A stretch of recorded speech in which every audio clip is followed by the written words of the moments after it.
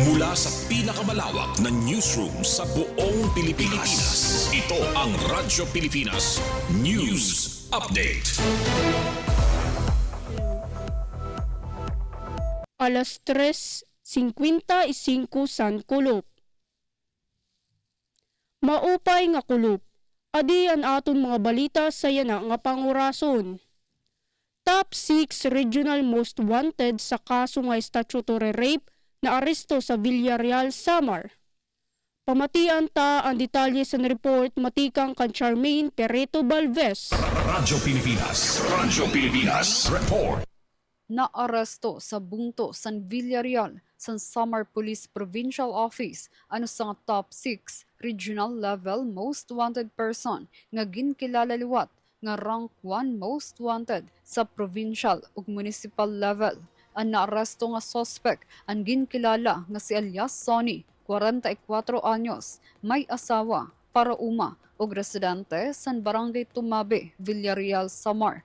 Ang pag-aresto ang ginbuhat sa bisa sa warrant of arrest para sa statutory rape 4 counts nga gin-issue sa Regional Trial Court Branch 33 sa Calbigas, Samar sadtong Enero 5 nga waray ginrekomenda nga piyansa. Base sa Samar PPO, padayon nira nga papahugoton ang operasyon kontra sa mga most wanted. Dinabina sa mga kaso nga nagsusupak sa katungod ug dignidad san kabataan para masigurado nga ang mga may sala ang mabaton sa balaod. Para sa Bagong Pilipinas, Charmaine Perito Balvez, Radyo Pilipinas, Radyo Publiko, Calbayog. Para naman sa ikaduha nga report, Gobyerno Probinsyal San Samar ginkilala ang mga Samarnon nga nagdaog sa mga larang sang propesyon ug paugnat kusog. Para sa aton katapusan nga balita, pamatian ta ang detalye sa pagbalik ni Charmaine Perito Balvez. Radyo Pilipinas Report. Gintagan pagkilala sa gobyerno probinsyal sa Samar ang mga Samarnon nga naghatag kadungganan sa probinsya kahuman magmanilang puson sa era kadatag sa nga larang san propesyon ug paugnat kusog. Usa sa ginkilala si Angel May Cabtalan Veras tikang sa bungto san Pinabakdaw nga nakuha ang ikawalo nga pwesto sa November 2025 Philippine Nursing Licensure Examination, usang pagpamatuod sa iya husay ug dedikasyon sa propesyon.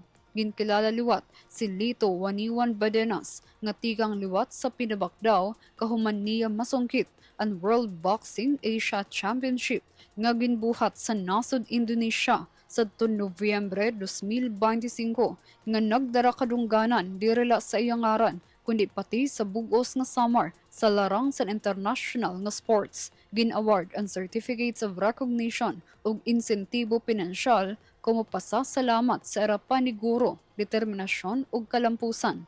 Ini magsiserbeng inspirasyon sa igkasi Samarnon ug pagpamatuod nga kaya magipagkarera sa mga Samarnon sa national ug global nga level.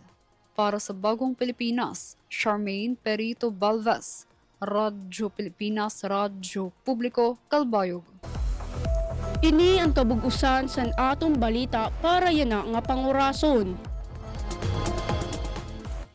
Padayon kamo gihapon nga mamati sa DYOG Radyo Pilipinas, Radyo Publiko, Calbayog para sa news updates.